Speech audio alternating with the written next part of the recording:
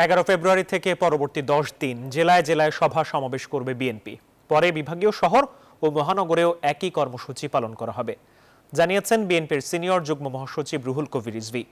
বিকালে নয়াপল্টনে দলের কেন্দ্রীয় কার্যালয়ের সংবাদ সম্মেলনে তিনি এই কর্মসূচির কথা জানান।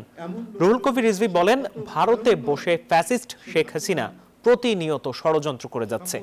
সারা দেশে আওয়ামী লীগের সন্ত্রাসীরা সন্ত্রাস চালাচ্ছে।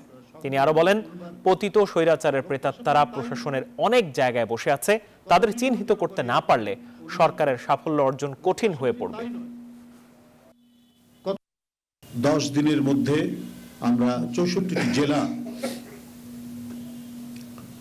সভা সমাবেশ হবে।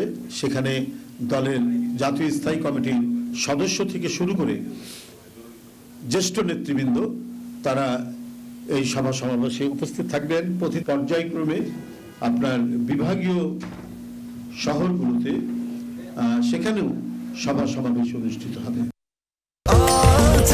স্বাস্থ্যকর অল টাইম হানিকম্ব, সব সময় অল টাইম হেলদি লাইফ।